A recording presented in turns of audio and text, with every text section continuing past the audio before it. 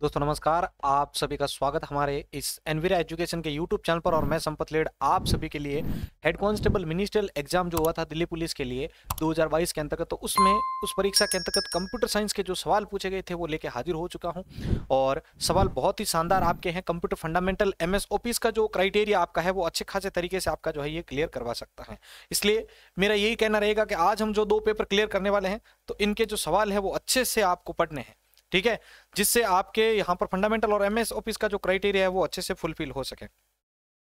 चलो भाई, अब आगे बढ़ते हैं और बात करते हैं यहाँ पर पहले सवाल की ओर। तो पहला सवाल आप सभी के लिए यहाँ पर आ चुका है, ठीक है। तो पहले सवाल को अच्छे से समझे। पहला सवाल है, in Gmail what do you use when you receive a message and want to send the new message to the original sender and all other recipient on the to and CC lines. CC मतलब carbon copy. अब आपके पास जैसे कोई भी यहाँ पर कोई आप मैसेज आगे से प्राप्त करते हो, उसको आगे आप न्यू मैसेज के तौर पर जितने भी ओरिजिनल सेंडर्स हैं और जो रिसिपेंट है उनको भेजना चाहते हो, तो उसके लिए किसका यूज करेंगे? तो उसके लिए आप यूज करेंगे रिप्लाई ऑल। किसका यूज करेंगे भाई? रिप्लाई ऑल का। अगला प्रश्न है, निम्नलिखित में से कौन सा प्रभाव या effect MS Word 2010 font dialog box में उपलब्ध नहीं होता है? निम्नलिखित में से कौन सा प्रभाव MS Word 2010 font dialog box में उपलब्ध नहीं होता है? तो इटैलिक कंट्रोल प्लस आई होता है, बोल्ड कंट्रोल बी होता है, स्ट्राइक थ्रू भी होता है यहाँ पर, ठीक है, टेक्स्ट के ऊपर लाइन दर्शाने वाला, लेकिन इक्वलाइज कैरेक्टर हाइट ये कोई भी इफेक्ट जो है वहां पर मौजूद नहीं होता है, ठीक है। तो प्रश्न जब भी आपको मिलता है तो उसको पहले अच्छे से आप समझें, उसके बाद आप इसको आगे करें। अगला, एमएस वर्ड 2010 में सेलेक्ट किए हुए टेक्स्ट को सेंटर में अलाइन करने के लिए किस कीबोर्ड शॉर्टकट की का प्रयोग होता है? तो यहां पर जो शॉर्टकट की यूज होगी भाई वो होगी कंट्रोल प्लस ई। कौन सी यूज होगी? कंट्रोल प्लस ई। चौथा प्रश्न है, एमएस वर्ड 2010 में यहां पर आपके पास एक क्वेरी दी हुई है, ठीक है, यहां पर एम्परसेंड हैशटैग 39 रिव्यू और यहां पर ये दे रखा है टैब के। अब यहां पर ये आपका क्वेरी दे रखा है हैशटैग, ठीक है, क्यू हैशटैग 39 प्रूफिंग, और यहां पर ये दे रखा है ग्रुप में निम्नलिखित में से कौन सा विकल्प उपलब्ध नहीं है, ठीक है। तो यहां पर जो है इसके अंतर्गत जो प्रूफिंग अगर टैब की बात करेंगे तो उसके अंदर कमेंट जो है वो मौजूद नहीं होता है।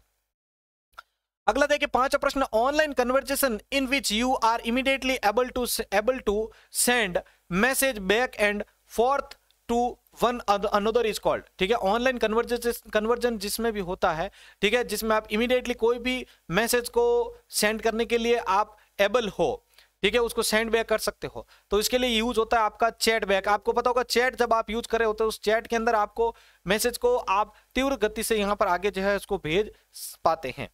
आगे बढ़ते हैं नेक्स्ट प्रश्न की ओर। अगला प्रश्न देखिए, प्रश्न संख्या 6, निम्नलिखित में से कौन सी इंटरनेट द्वारा प्रदान की जाने वाली सेवा है या सेवाएं हैं? ठीक है, इंटरनेट द्वारा दी जाने वाली सेवाएं कौन सी? इनमें से वेबसाइट, इलेक्ट्रॉनिक मेल्स, समाचार यानी न्यूज ग्रुप भी दिया जाता है, और यहां पर चर्चा समूह जो है न्यूज ग्रुप वो भी दिया जाता है। तो यहां पर चारों के चारों यहां पर दिए जाने वाले सेवाएं हैं जो इंटरनेट पर उपलब्ध है। अगला प्रश्न देखिए आपके सामने, एमएस एक्सेल 2010 में किसी रो को सेलेक्ट करने के लिए किस शॉर्टकट की का प्रयोग होता है?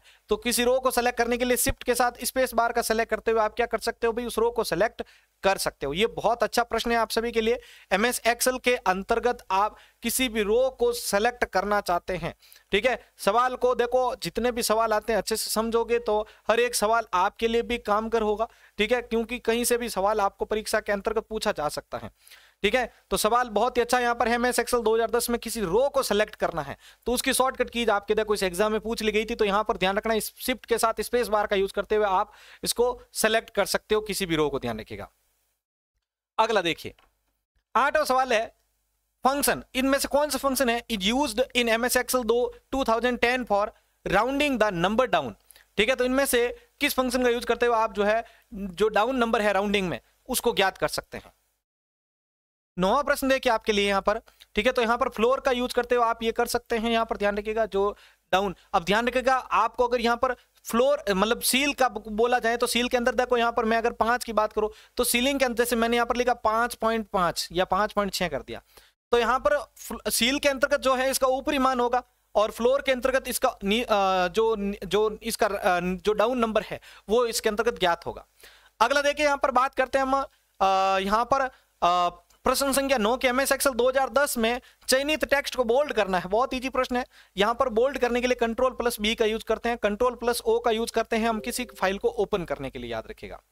अगला प्रश्न देखिए आपके लिए 10वां है, text editor and text formatting belong to in which category of computing? Computing के अंतर्गत टेक्स्ट एडिटर और टेक्स्ट फॉर्मेटर जो है वो किससे संबंधित है? तो वो वर्ड प्रोसेसर से संबंधित है, क्योंकि दोनों ऑपरेशन जो होते हैं वो इससे रिलेटेड माने जाते हैं। ठीक है, अभी तक हमने एक पेपर क्लियर कर लिया है, तो जल्दी से मेरा सभी साथियों से रिक्वेस्ट है कि अभी तक आपने इस चैनल को सब्सक्राइब नहीं किया तो सब्सक्राइब कर लीजिएगा। इससे पहले मैंने 8 पेपर्स को सॉल्व करवा दिया है कंप्यूटर से आए हुए सवालों के, तो आप उनको जरूर देख लीजिएगा। अब देखें यहाँ पर 11 प्रश्न के जो सेकंड पेपर है उसके पहले प्रश्न की ओर आगे बढ़ते हैं। तो सेकंड पेपर भी आपके हेड कांस्टेबल का ही है और ये अलग शिफ्ट का था, ध्यान रखिएगा। इसमें कंप्यूटर के जो सवाल आए थे उसमें पहला सवाल देखिए, निम्नलिखित में से कौन सा डॉक्यूमेंट प्रोसेसिंग सॉफ्टवेयर नहीं है? तो नोटपैड, वर्डपैड, माइक्रोसॉफ्ट वर्ड, ये आपके हैं प्रोसेस डॉक्यूमेंट प्रोसेसिंग, ध्यान रखिएगा। ठीक है, document processing open office impress जो है वो इसका पार्ट नहीं है। अगला प्रश्न, एमएस एक्सेल 2010 रिबन बार में किस टैब में हाइड ऑप्शन मौजूद होता है? एमएस एक्सेल 2010 के अंतर्गत जो रिबन बार होती है उसके अंदर कौन सा हाइड ऑप्शन मौजूद होता है? तो इसके अंदर उत्तर ध्यान रखना है आपको, व्यू टैब के अंतर्गत। किस में होता है भाई? ये व्यू टैब के अंतर्गत उपस्थित होता है। आगे बढ़ते हैं नेक्स्ट प्रश्न की ओर। अगला प्रश्न देखिए, आपका तीसरा, वर्कशीट विंडो के निचले किनारे का नाम है जो एमएस एक्सेल 2010 में एक्सेल वर्कशीट के बारे में विभिन्न जानकारी प्रदान करता है आपको। ठीक है, इनमें से कौन सी वर्कशीट विंडो के निचले किनारे का एक नाम, निचले जो पॉइंट होता है एरिया, उसका नाम है जो एमएस एक्सेल 2010 में एक्सेल की जो वर्कशीट होती है उसके बारे में जो एडिशनल इंफॉर्मेशन होती है वो प्रोवाइड करता है? तो यहां पर आपका इसका उत्तर होगा स्टेटस बार। क्या होगा भाई? Status bar. ठीक है, तो अभी तक हमने 3 प्रश्न कर लिए हैं। अगले प्रश्न की ओर आगे बढ़ने से पहले आप सभी से यहां पर मैं सवाल पूछना चाहता हूं, इसका जवाब आप सभी बताएंगे। एमएस एक्सेल में रो को हाइड करने के लिए आप किस शॉर्टकट की का प्रयोग करेंगे? मैंने आपको अभी जो है इससे पहले वाले फर्स्ट पेपर के अंतर्गत भी बताया था। जल्दी से बता दो भाई, किस शॉर्टकट की का यूज करते हुए आप रो को हाइड कर सकते हैं?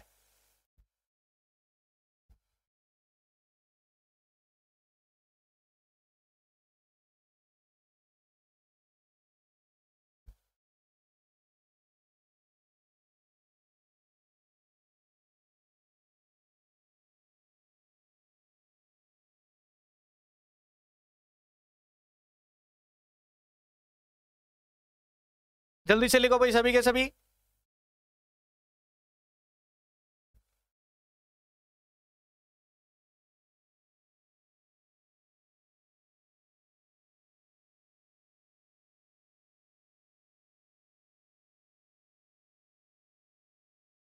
बहुत शानदार। चलिए भाई अगला प्रश्न का आंसर बताएं सभी के सभी।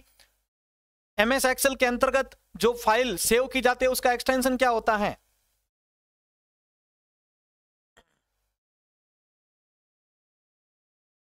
जल्दी से लिखिए भाई, एमएस एक्सेल के अंतर्गत जो फाइल बनती है उसका एक्सटेंशन क्या होता है?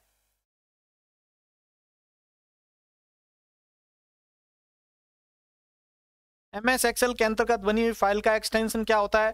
जिद्दा को जो अच्छे से तैयारी कर रहा है, मेरा ये मानना है कि वो कभी भी पीछे नहीं रहेगा। ठीक है, और जो इधर उधर की बातों में लगा हुआ है तो भाई उसका तो आपको पता, फिर क्या ही कर सकते हैं अपन।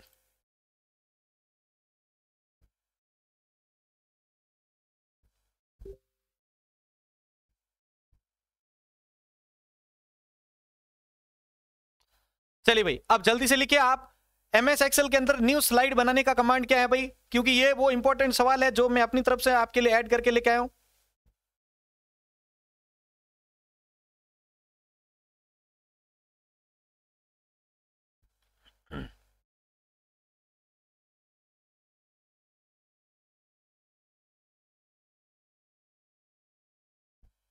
चलिए भाई अब आगे बढ़ते हैं और बात करते हैं। इससे पहले जो मैंने अभी ये सवाल पूछे हैं, कंट्रोल प्लस आप एम का यूज करते हुए न्यू स्लाइड बना सकते हैं। एक्सटेंशन जो होता है वो .xlsx है, ध्यान रखिएगा। 2007 से पूर्व की बात करें तो XLS ओनली होता है। चलिए भाई आगे बढ़ते हैं चौथे प्रश्न की ओर। मोजिला फाउंडेशन द्वारा किस वर्ष में जो है विकसित किया गया एक वेब ब्राउजिंग सॉफ्टवेयर है? सोचो यहां पर मोजिला ब्राउजर के बारे में, यानी इस मोजिला को किस वर्ष लॉन्च किया गया था ये तक पूछ लिया गया है। ठीक है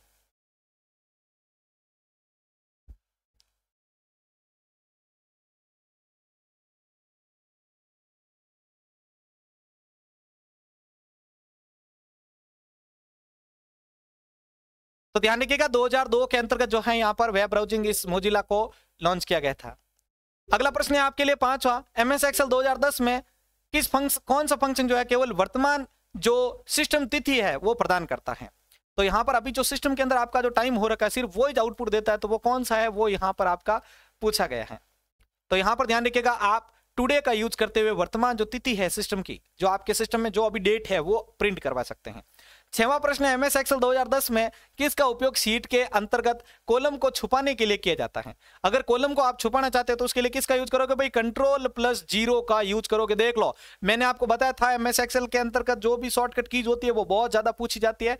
यहां पर देख लीजिए, ये सवाल पूछ लिया गया है। आगे बढ़ते हैं 7वें प्रश्न की ओर।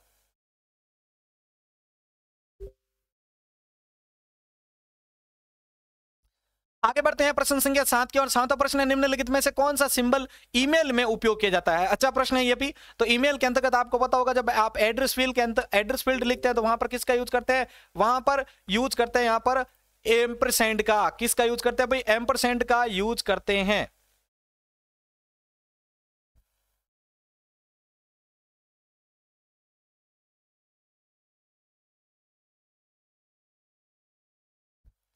आठवां प्रश्न है, MS एक्सेल 2010 में MS एक्सेल 2010 में कौन सा फंक्शन किसी स्ट्रिंग में कैरेक्टर की कुल संख्या का विवरण देता है।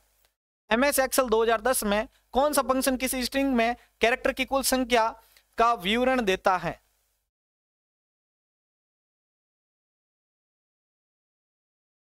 आगे बढ़ते हैं, तो यहां पर देखिए आपको पूछा गया कुल संख्या का, तो यहां पर लेन का मतलब होता है लेंथ ज्ञात करना। ठीक है, यहां पर अगर आपको पूछा जाए सम के बारे में, तो जो उसके अंतर्गत जितने भी नंबर होंगे, ठीक है, तो उनको यहां पर आप क्या कर सकते हैं, उस सेल के अंदर जितने भी अलग अलग जो नंबर्स होते हैं उनका योग ज्ञात कर सकते हैं। काउंट ए से आप यहां पर अल्फाबेट स्पेसिफिकली ज्ञात कर सकते हैं। ठीक है, काउंट इफ से आप स्पेसिफिकली को कोई एक कंडीशन देके उसको काउंट कर सकते हैं। ठीक है, तो ये चीज ध्यान रखना। 9वां प्रश्न है, MS एक्सेल 2010 में, ठीक है, MS एक्सेल 2010 में किसको जो है ए से आगे बढ़ाते हुए और को एक से आगे बढ़ते हुए नामित किया जा सकता है। तो कॉलम्स को ए से आगे बढ़ा सकते हैं। कॉलम आपको पता है ए से स्टार्टिंग होते हैं, और रोज होती है उसके अंतर्गत क्या होता है भाई, नंबर्स लगाए जाते हैं। किसका यूज किया जाता है भाई, नंबर्स का यूज किया जाता है। 10वां प्रश्न आप सभी के लिए, एक मार्कअप लैंग्वेज और अनियंत्रित डेटा को स्टोर करने, संचारित करने और पुनर्निर्माण करने के लिए उपयोग लिए जाने वाले फाइल फॉर्मेट को किस रूप में जाना जाता है। एक मार्कअप लैंग्वेज मतलब आप जो है जिस लैंग्वेज के अंदर मार्कअप लैंग्वेज करते हैं आप, ठीक है, तो इनको सेमी स्ट्रक्चर्ड जो है माना जाता है। तो इसके अंदर अनियंत्रित जो डेटा होता है, ठीक है, तो उसको संचारित करने तथा पुनर्निर्माण करने के लिए किसका उपयोग किया जाता है, तो ये फाइल फॉर्मेट जो होता है वो होता है XML का। किसका, XML। अब जल्दी से बताओ भाई, XML का फुल फॉर्म क्या होता है। XML का फुल फॉर्म क्या होता है, जल्दी से लिखो भाई, जितने भी जुड़े हुए हैं अभी।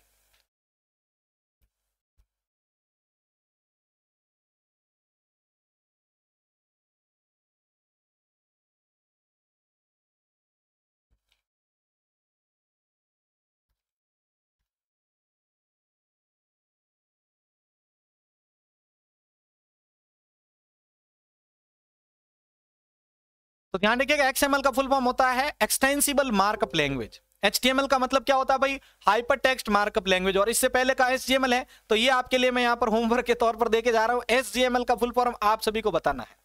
ठीक है, HTML का फुल फॉर्म आप सभी को लिख के जाना है, और इस वीडियो के ऊपर 100 शेयर आप सभी के द्वारा जरूर होने चाहिए, ध्यान रखिएगा। ठीक है, तभी मैं आपके लिए टेस्ट सीरीज सारी की सारी यहां पर जो है इसके ऊपर फ्री में करवाने वाला। तो जल्दी से सभी सपोर्ट कीजिएगा, इसी प्रकार आप चैनल के साथ बने रहिएगा। धन्यवाद।